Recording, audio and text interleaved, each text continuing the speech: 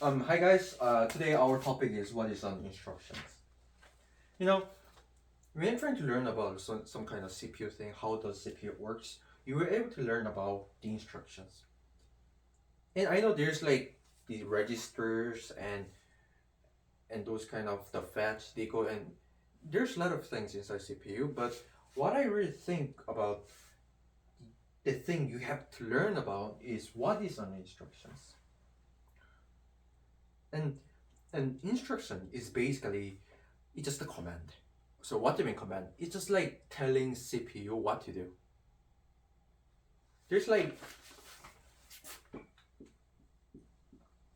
assembly instructions,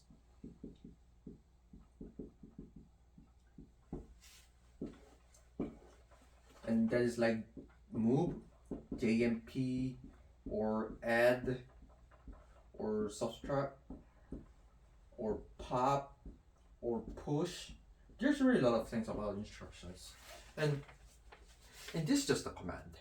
It's just the CPU have to do something, and you are the one who trying to tell the CPU what to do. It's just the instructions.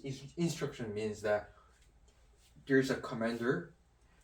Commander tell you to do something, and that's called instruction, right? And that is also body in the this computer science word. And the commander is the you, and the CPU is the one who's doing it, and that is why we need some kind of instructions, move, jump, add, subtraction, all those kind of things.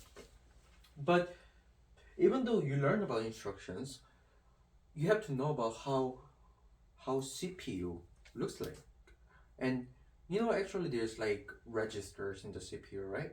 And this register can divide into special purpose of the register and general purpose of the register. And this special purpose or general purpose of register can be utilized in these instructions. Example, move uh, AX5 or add AX10.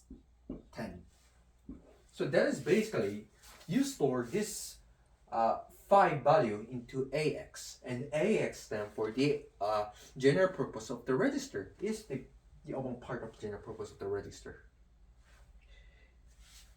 And you add this 10 value into this kind of register. And the general purpose of register, what I believe of the general purpose of register is just used for some kind of specific value on the some kind of registers. So what is the register? Register is just the some kind of the storage in the in the CPU that works really fast.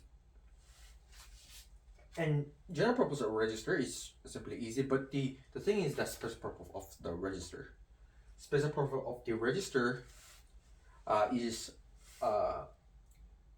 there are a lot of things, but let me trying to give a big example. It's called code segment registers and instruction pointer register, also called IP or PC, program controller, those kind of things. So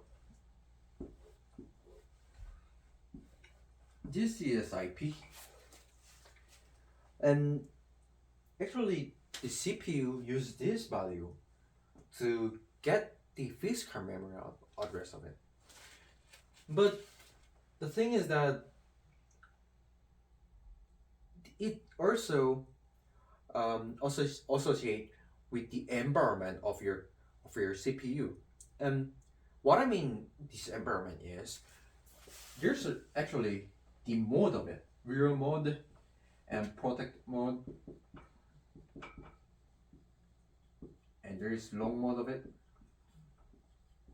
I think in the real mode we use 16 bits and protect mode 32 bit and long mode 64 bit. Those kind of things.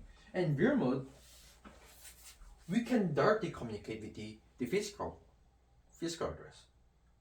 I know there's like some kind of address lines we have to configure, there's address decoding, those kind of stuff. But the interesting about real mode is that your code directly handles with your memory.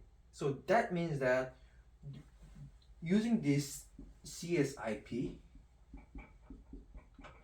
we get the physical address, right? And this physical address is not the logical address, it's real physical address of the of your memory, but it only valid in the real mode. In the protect mode, I believe there's some kind of like GDT stuff on it, but I didn't study really much about protect mode, so I'm just gonna briefly talk about the real mode. And this real mode is really important because when I'm trying to write some kind of a bootloader, because when trying to make an operating system, you have to make about bootloader, right? Because bootloader is the software after BIOS that finds your OS kernel image, self decompressible code, and it sends to RAM, and it make it execute, right? That's how the bootloader is. And in the bootloader can only work in the real mode, and this real mode is that is this the CPU can directly interact with the some kind of memory without relying on virtual memory. And this CSIP is the purpose of CSIP is the code segment register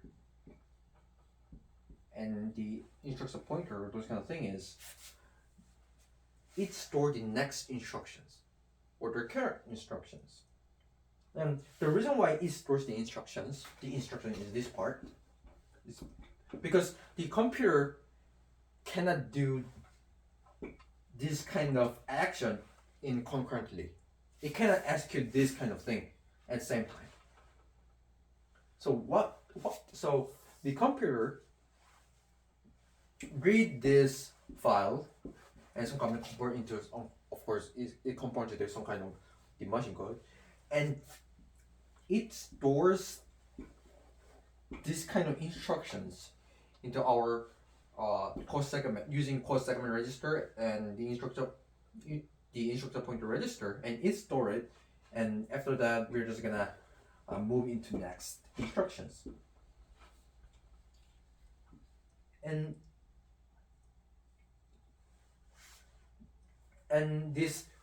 the getting instructions, this kind of action of getting instruction is also called the fetch inside CPU. You know, there's like actions in the CPU, right? The general actions, like there's a fetch on it, there's a decode on it, there's execute on it, and this fetch also means that you get instruction in the memory of it. Yeah. So that is why we need some kind of basic understand of instruction. Why we need instruction? Why there are lots of instructions, and why we store this instruction in the memory, and what is the meaning of the fetch, and what is the purpose of that? Why it is associated or related to the instructions? Why we need some kind of code segment register or instruction pointer register? Code segment register is just storing the base address of it. Instruction pointer is the one who points the memory that associate related to your instructions. And using this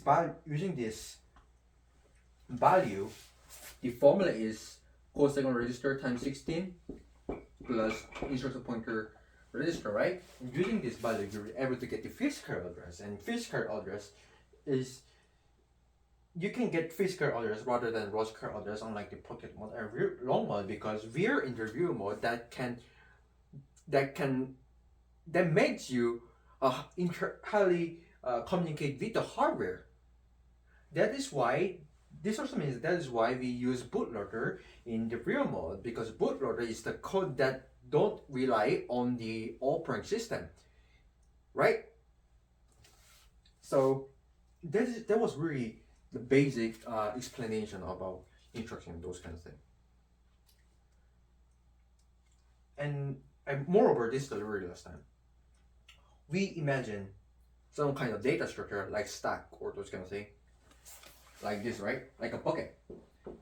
But if you're trying to learn about some kind of how CPU works, how the data structure using in the CPU, we use some kind of SS stack segment register and SI stack instruction pointer or those kind of thing.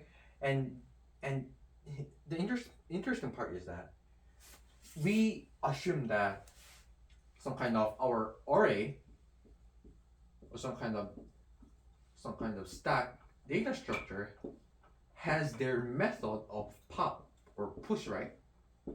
But if you look at the how it does work in the CPU part is the pop and push is not the basically part of stack.